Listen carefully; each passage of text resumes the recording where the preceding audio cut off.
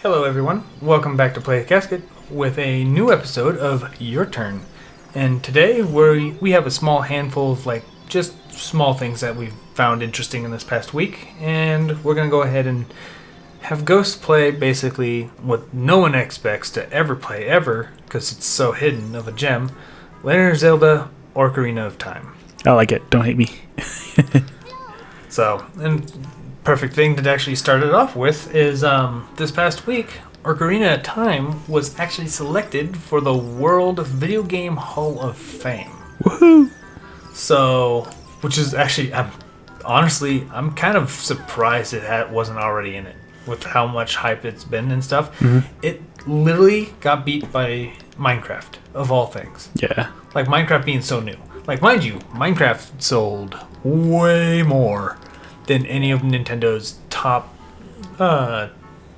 franchises, just because of how wide that thing is. But still, you would think a game this old would have gotten in there by now. It's what, 20 years of World Hall of Fame or something like that. Oh, okay. Well, how do they get in? What's the curriculum to get in? They don't really it's very very vague as far as what goes on, but it's kind of more the way they basically justify it is more of a cultural impact. Okay. So, I understand why Minecraft would be picked in general. I just thought by that point that Minecraft would have been picked, Ocarina of Time would have already been in it. You know what I mean? Mm-hmm. It's just Ocarina of Time was that was loud. I apologize. But it's basically it defined 3D gaming. You know what I mean? Quite a bit. 3D adventure games and stuff like that. A lot of stuff built the ground from Ocarina of Time's inspirations. So you would think that it was there, you know? Mm-hmm. But it wasn't. It was actually selected this week. And it wasn't just the only one that got selected. A couple others were actually selected with it, such as Miss Pac-Man, Dance Dance Revolution, and Sid Meier's Civilization. Okay, nice. So, I could kind of see the other ones, though. They feel semi-obscure, but they're, really huge cultural phenomenons regardless. Mm-hmm. You know what I mean? They've had the impact. Let's be honest. The DDR arcade machines, you know? We just recently uploaded our arcade episode. It would have been hilarious if we were talking about them too, you know? I forgot about DDR. Yeah. But they were the ones selected out of a roster where the other ones that did not make the cut were Assassin's Creed, which is weird to even list, Candy Crush Saga, which isn't a game, Minesweeper, best game of the year, game forever, NBA Jam, and Parappa the Rapper, as well as Resident Evil and Words with Friends. So, obviously a bunch of those will probably get selected again eventually. But, yeah, just, it was quite interesting, the timing with the Ocarina of Time. Mm-hmm. So, what do you think about it overall? Were you expecting it anytime soon, or were you thinking it's about damn time, or... Yeah, it's about damn time, but... I gotta look up what else is in there, because... Well, let's see what other games are in the... What other games are in the museum? In the museum. Yeah. Does it even have a museum? I don't know. I gotta figure that out. Maybe it actually has one. I think it would be good if they did. That would actually be pretty interesting. Or maybe it's just locked up in a vault or something to that point. Nope, it's a museum. Okay. It's a museum-ish thing.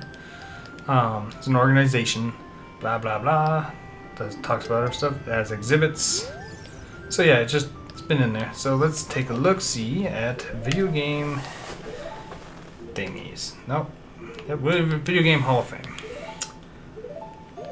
It doesn't say anything. All inducted games. Okay, let's look at that. Just imagine us surfing the internet right now. That's just think of it. Just imagine that we're surfing the internet in a very high tech way. Just hacking. I'm in. You know. How does that one song go? Right. Yeah. No, Spider-Man theme. I immediately default to a Spider-Man theme. Let's see. Let's take a look at 2015. Games inducted: Tetris, which makes sense. Mario Brothers, which makes sense. Pac-Man, which makes sense. World of Warcraft doesn't make sense for a first game to go in there, but okay. Doom, which makes sense. Pong, which makes sense. Okay, yeah, so they've been doing this since 2015, so that's a plus. So there's a lot of classic games in it. Let's go down one more year and see what's going on. Grand Theft Auto 3. Yeah, I can see that with a lot of the crazy stuff that's gone around it, and it was very controversial at the time. Who do we have to bribe? Oregon Trail, The Legend of Zelda, The Sims, Sonic the Hedgehog, Space Invaders were 2016s, I guess. And then from that, we have... Oh shit, I just ruined the whole thing. Year inducted, 2017. No, that was not more of that nonsense. But yeah, so they have a whole handful. Let's keep this video rolling. So yeah, they've been going around. They have a bunch of classic ones. So it's a little exhibit that you could probably go into. It's kind of I'm guessing it's gonna be very similar to the NFL Hall of Fame. So everything's gonna be in glass cases based on the year they were inducted, and kind of give a little history as to why they were selected. Fancy. So it's pretty cool. And next order of business, that is basically Reggie had a book that came out, and he kind of was interviewed recently, and he had a bunch of little snippets that came out in little segments. Basically, it was segmentized quite a bit. So stuff like the had to weigh in and give a whole nothing burger response on the union nonsense, and along with basically the 3DS, the Game Boy Micro, and stuff like that. One of the things that I think was interesting of it was that Reggie was the one that advocated for Wii Sports to be packed in with the original Wii. Yeah, and interesting actually. Yeah, and the heads were not down with it. Miyamoto and Iwata were skeptical at first. So, what do you think of that? I mean, I kind of see why they didn't bundle in 1-2 Switch with the Switch and everything like that. When you think it's funny because people keep saying these things should all be pack-ins. They also talked about Wii U games being packed in because that needs to sell whatever, right? Mm-hmm. The thing is, the Wii was the first console to ever do that, straight out of the box. You know what I mean? Mm-hmm. Now that we're going into a digital era, I don't see a problem with having a small game. Say, for instance, let's say a Nintendo Switch 2 is coming out around in a couple years, but a Nintendo Switch 2 Sports is being developed for it. Mm-hmm.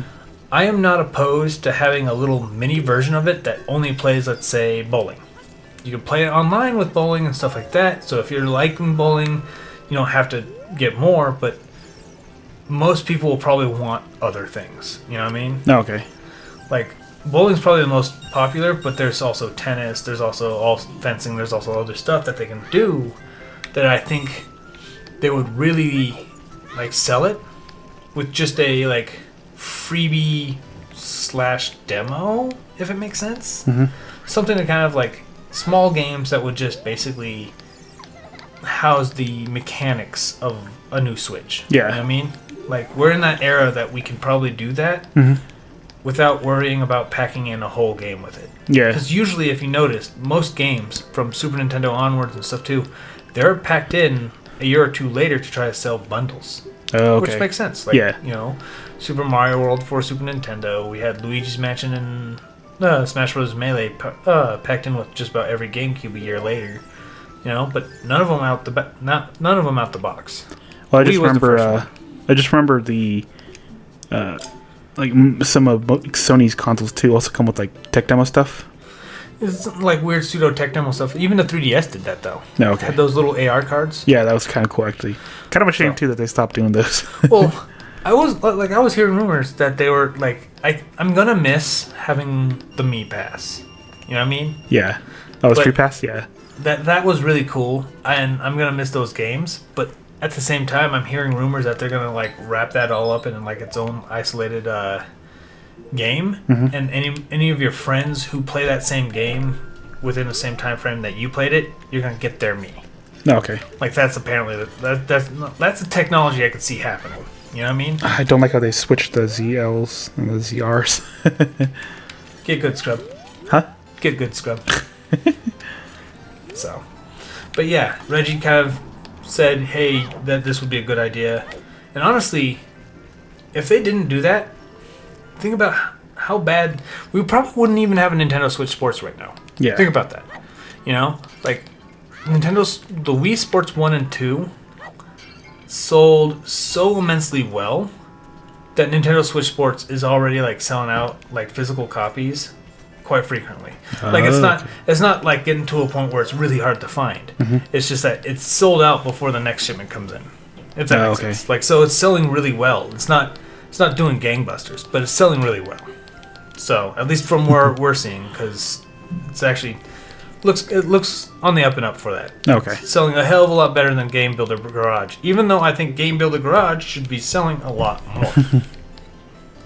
But yes, Miyamoto saying no to an American idea makes sense. Yeah. Like, okay. That's where I kind of stand on that. Right? What about your opinions? Looking good. I guess. Stick. Deku stick. Yeah.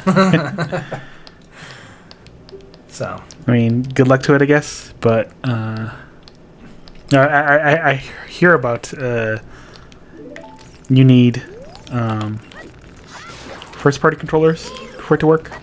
Because of the motion sensors in it. Yeah. So Joy-Cons. You just need Joy-Cons. But I heard there's an update coming up here soon too. So we'll see what they do.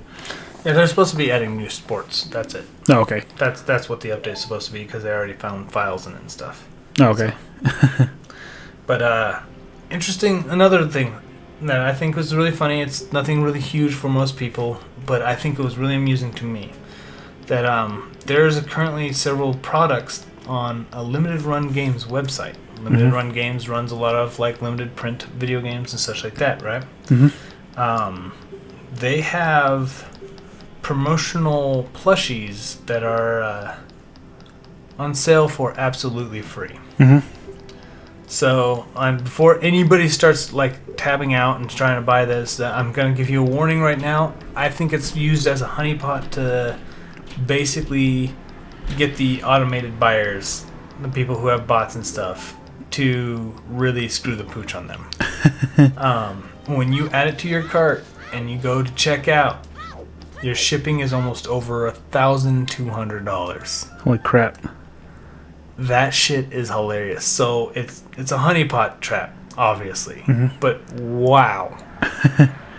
And it's funny because it's actually cheaper for Europe to do it than we are, which is even more hilarious because you know we're in the native region for limited run games. Quit scalping people.